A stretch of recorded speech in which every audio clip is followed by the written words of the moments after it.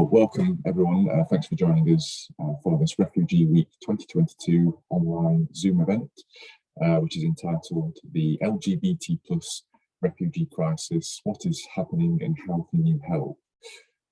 We're living in a time where arguably it's never been harder to be an asylum seeker or refugee in this country. And today we've invited Naomi Pennington from the York-based charity Time to Be Out, who will tell us a bit about the support that's offered by their organisation.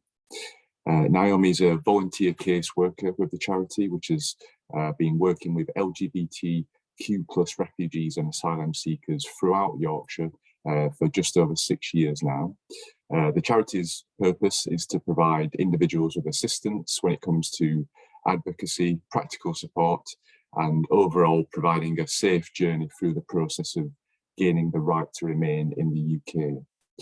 There will be opportunity for any questions at the end of Naomi's talk, and you can contribute to that either by raising a physical or a virtual hand, or you can type questions in the chat function. Just so everyone's aware, we have enabled the auto captions for those attending live, and we are recording for anyone who isn't able to attend this afternoon. So without further ado, I will hand over to Naomi, who will tell us a bit about some of the issues of LGBTQ refugees and asylum seekers, and how we can get involved and make a practical difference. Thank you so much, Chris, and thanks for having me here today.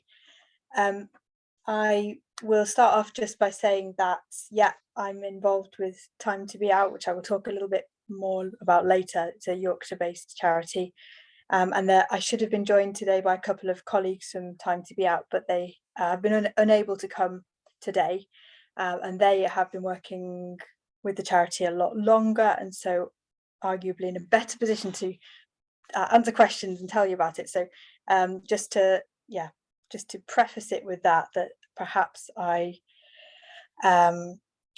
will not be able to go into as much detail as I would like because of those colleagues not being here, but I will do my best. So if it's all right, I will just share my screen, as I've got some brief slides that will just help me remember what I'm talking about. So as Chris said, I'll be talking about the refugee crisis in terms of how it affects LGBT people, LGBT plus people, and I think I envisage I'll be talking for probably about 15-20 minutes, not longer than that. So after that we'll have plenty of time for questions. I know that everyone's really busy today, so hopefully that will suit everyone's needs. So you've probably heard about the refugee crisis, in inverted commas, you know, what's happening if you read any of the newspapers, look at the news at all. So I'll talk a little bit about that, but I don't really want to focus on that because I feel like it's very depressing, and it kind of goes into a narrative of things just getting worse and what can we do about it? Oh, there's nothing we can do, especially with the current government doing things that it's doing. I want to focus more on how you can help, the second part of my talk, because there is a lot being done already. There is incredible will and resources to make things happen despite everything that's being put against us, and it's always really helpful to have more people joining in with that. So to start off with, Chris went into this briefly, but I'm a volunteer with Time to Be Out. I've been volunteering with them for about a year now, and I mainly do casework for them, which sounds much grander than it is. But it's basically talking to individual refugees and asylum seekers, learning their story, helping for them to kind of get their story straight. We do not coach them because we're not allowed to coach them. That's actually illegal. But if you imagine, if you come from another country, maybe English isn't your first language, then you've got to go up against a judge, you've got to travel to London and be questioned for an entire day or sometimes longer. about your right to be here and the things that you've been through, which could be horrific, I think it's quite unreasonable to expect people to do that without any support. So we say what we do is we support them. And it's actually fascinating meeting loads of different people, hearing about the incredible things that they've done to get here and in their lives, and then supporting them with suggestions of, this is what the Home Office might say to you, what would you say in response to that?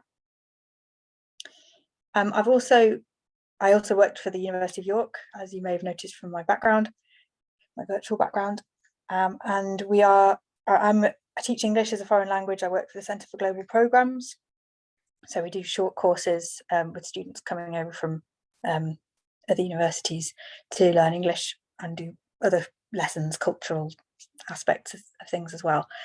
So at the moment we're working on something called the Global York Project, which we're trying to get off the ground, which is organising English lessons for refugees and asylum seekers. So we're hoping to be able to help out with, there's obviously been a lot of Ukrainians arriving in York recently. We're hoping to be able to lend a hand with the council with that, which is chronically underfunded and always overtaxed, as you might imagine. So that's how I came into it and came to be involved with refugees and asylum seekers in York. So I'm not an expert. I'm really quite new to this, but I'm very interested, and I think it's incredibly important that we all get involved with this as much as we can. So thank you for coming today. A few words about the crisis, but I won't focus on it. The things that have really made this come into the fore recently or made it much worse. It was already quite a difficult situation for refugees and asylum seekers coming to this country. It's not like they've been flooding in since ever. But the Nationality and Borders Bill, which is what the government is taking as part of its new plan for immigration, recently passed through,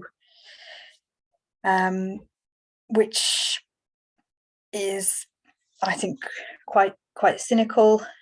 If there's a link that I can give you to Amnesty International talking about 8 ways that it will actually make the asylum system worse in the UK. On paper, it kind of looks like it's trying to do things like give less incentive for people to people traffic to get payment to take people over borders, but actually, if you look behind the scenes, it's going to make things worse, make more people more likely to do things like that. So there's that, and then of course the big plan to deport people to Rwanda, which has been years in the making, but has recently come to the fore, if only to distract us from other things the government has been doing that they maybe shouldn't be doing. All of this against the backdrop of the total number of people displaced in the world is the highest it's been since World War II, which is quite shocking when you consider how high it must have been then, and how much better things should have got. Just a quick graph from the UNHCR. Recently they published some data saying that 2021 was the highest number of refugees and people, internationally displaced peoples, since World War II, but you can see how it's been steadily growing, which is quite depressing and predicted to get higher. So obviously part of the answer to this is to not create the situations that people need to flee from, which is another thing that the UK is not particularly good at. But given that that's kind of out of our control, what can we do to help people who do make it to this country?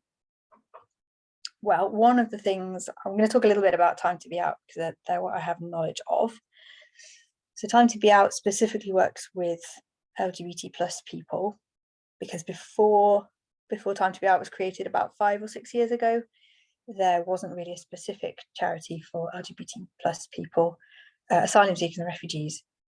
in the north of England. So we mainly help people in Yorkshire, but also Lancashire, with also other parts of the north of England. York itself is where it's based, but York doesn't tend to get a lot of asylum seekers and refugees because it's an expensive place to put people up. So they tend to get, if they come here at all, they get moved on quite quickly and housed in Bradford, Newcastle, Middlesbrough, cheaper places to put people up. Also the places that have high levels of poverty to start with, so not particularly helpful to put a lot of people who are experiencing, more people who are experiencing poverty and people who aren't allowed to work, most of them. Yeah, so we reach out from York. We work with, the people we work with are vulnerable in lots of different ways, but they're quite disadvantaged in that they are LGBT plus, which is already putting them at a disadvantage, and then they're also asylum seekers, refugees. So kind of that Venn diagram means that, so that, for example, there are a lot of church groups that will help asylum seekers and refugees but aren't too keen on the LGBT plus aspect of it. Some church groups, not all, obviously, and so for that reason they're kind of doubly disadvantaged. So what we do is provide support. We have 3 main prongs, I suppose, which is English tuition, which I'm not involved with because that's my job, so I kind of feel like I want to do something else when I'm volunteering. The casework, which is kind of advocacy, practical support. One of us, if somebody has a hearing, one of us will go with the person in question and just be there with them so they don't have to do it alone. And then the other aspect is befriending, which is literally just someone to be friends with, to do hobbies with, or take them to local nights or events. I know some befrienders like to take their friend to LGBT nights because they might never have had the opportunity to go to these things. This is a new thing that they're going through for some people who've arrived in this country, and they've spent their whole life learning that it's wrong to be who they are, so they're trying to learn how to express themselves. So that can be really helpful. There's also social activities that we organise, so different events and get-togethers for everyone. And the final parts are kind of practical and financial support. We raise money so we can pay for people to have data allowance on their phone, which can be the only way they can keep in contact with family or friends or partners. And we also pay for period products, which I'll talk about in a minute as well. Also awareness raising, things like this talk, so that people know that we exist. And we do sometimes work with other agencies as well. So far, we've worked with people from the following countries and areas. This is not an exhaustive list.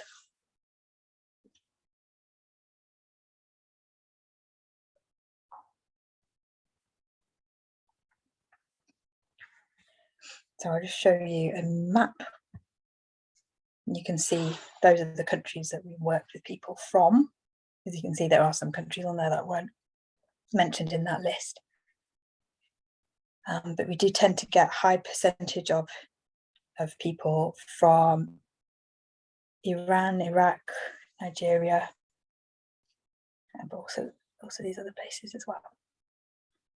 Just to kind of expand on that map, but time to be out map. But here's a map from ILGA, which you might have seen before. I'm not actually sure what ILGA stands for, but they produce maps like this, which are wonderful. If they do them in lots of different languages, if you're interested, and this shows laws about sexual orientation around the world. Basically, the bluer, the better. The more red, the worse. So the dark red is death penalty, whereas the dark blue is protection within the Constitution. UK not doing too badly there. So yes, you can understand why we have quite a lot of people coming from parts of Africa or the Middle East. So one of the reasons I enjoy working with Time to Be Out and would recommend it if anyone's got spare time and wants to get involved is the people you get to meet from all over the world, really diverse. It's a lovely feeling. It's a long battle, but when somebody does get right to remain, it's such a wonderful feeling. That kind of feels like, for me, it feels like you've got one over on the government, but also that you really made a difference to that person's life, because now they can get on, start building again.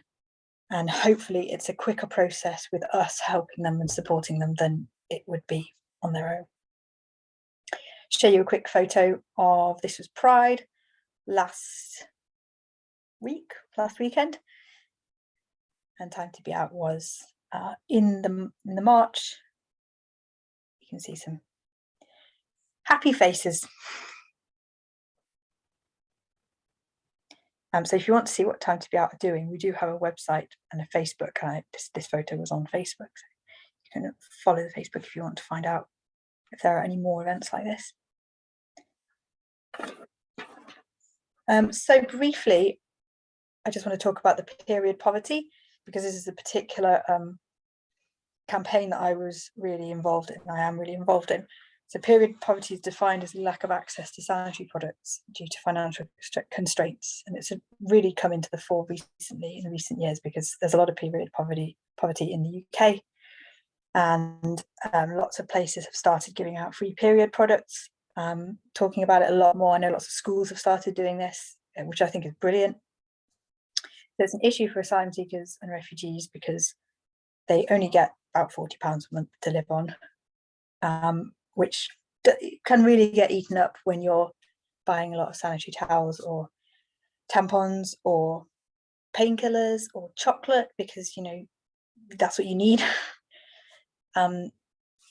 So there was a big report done by the BGP is Bloody Good Period. They're a really good charity that you should look up, that focuses on period poverty, and they found out that actually people who have to choose between period products and food or the basics, if they want one, they have to go without the other. They can't have both. This was particularly apparent with asylum seekers who menstruate with children, because they were finding they'd have to choose between their food for their child and period products, which is obviously a choice you can't really make. Well, obviously you'd buy the food for your child, which, yeah, so that's not really what we want to hear. It negatively affects mental and physical health, as you would imagine. 75% of people said that they had struggled to obtain period products, usually for financial reasons. So that's why this report really informed why we wanted to focus on this. We find that Time to Be Out historically has mostly had the people we help have mostly been people who don't menstruate, but that's changing, and more we're getting people who do, and that obviously brings with it other issues. So we thought if we can provide data allowance for mobile phones, we can also provide a period allowance. So we set up a fund that gives £10 a month for period wear, and then distributes that to the members that we know need it. But obviously that kind of thing, like if you invest in reusable period wear, then that's over time, that's less expensive. So that would be a wise thing to do. But if that's the kind of thing you need a lot of capital at the beginning to do, because these things are more expensive than the disposable stuff. So that's kind of the end goal that we're thinking, is also to help the environment in that way. Encourage people to use the reusable period wear instead of the disposable stuff. So we've really been focusing on this period poverty drive, and we actually did an event with Lush. We held a kind of they call it a party. It wasn't really a party, but we sold part of the money that they they collected from selling a certain product went towards our period poverty fund.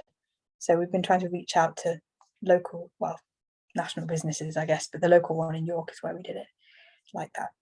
So that's actively helping people, local people, which brings me on to what you can do to help. And some of these things I'm sure you do already, but yeah, just to put them all in one list. If you've only got a short amount of time, a couple of minutes, sign a petition. You may be like me, signing lots of petitions. Give me a petition, I'll sign it. A good place to find good petitions, I think, that related to refugees and asylum seekers is Refugee Council. They have a lot of data, they're their finger on the pulse, they know what people need, and they can reach, they're quite a big organisation, so they can reach the people who matter. Or there's also City of Sanctuary. They have a kind of newsletter that they send out which has useful petitions in occasionally. And they are, as a university, we're working with them because we are a University of Sanctuary and York is a City of Sanctuary. So they're a good place to start. If you've got 5 minutes and you fancy donating, Time to Be Out would love your donation, would really make use of it for our period poverty fund. You gave £5 a month, that's half of a person's kind of allotted fund for that month, so that would be great. There's also Refugee Action, there's other charities as well which would help, but Time to Be Out as a local one I would recommend. A bit longer, if you've got 10 minutes, you can write to your MP. If you're lucky enough to live in York Inner, you will have the lovely Rachel Maskell, who will write back and say, I know, I bring this up in Parliament, I'm trying to make a difference. So she's generally on the side of refugees and asylum seekers. But if you don't have her as your MP, you might have someone else that you could make more of a difference with, like, I don't know, you can try. If you've got a bit longer, if you are like me and you have a house full of stuff that should probably go to a better home, and you really fancy having a spring clear out, summer clear out, there is this wonderful charity called BIASAN. They're based in Bradford Immigration and Asylum Support and Advice Network. So this is something that Time to Be Out doesn't do, but BIASAN does really, really well. They have a great network of volunteers, mostly around Bradford, but further in Yorkshire as well. And they know all the people who might need things. So if you have anything at all that you think, okay, even something that you think that it's got a broken part or something, they might take it because they might have someone who can do something with it. And they periodically put out calls for various things, like we really need men's shoes, for example. So if you want to clear out but also know that your stuff is going to help someone, they're a really good place to start. I can give you their website in the chat as well. And then if you feel like you've got longer, I feel like we're all super busy people, but if you have any time to spare and you would really like to start doing something new and start getting involved with an organisation, I really can't recommend Time to Be Out more. You could be a befriender. This is something you can do. You can support people kind of online. We do a lot of working through WhatsApp because during the pandemic we had to. So lots of kind of video calls, but you can also meet up with people. Or if you fancy teaching English, you don't have to be a qualified English teacher. We will support you with materials, etc. You would just be, helping someone, and as long as you speak English, that's all that matters. And even if you can give an hour every now and again, it would be really gratefully received. Yeah. If you have more time than that, you do more than one thing. Okay, I think that's about where I'm going to leave it. But does anyone have any questions? Thank you so much for that, Naomi. Thanks for your time, and I'm sure everyone would agree that some really fantastic and practical examples of how we can get involved there. I'll just stop the recording just so that Sure. everyone feels comfortable that they can contribute if they would like to. I'll stop sharing as well so that people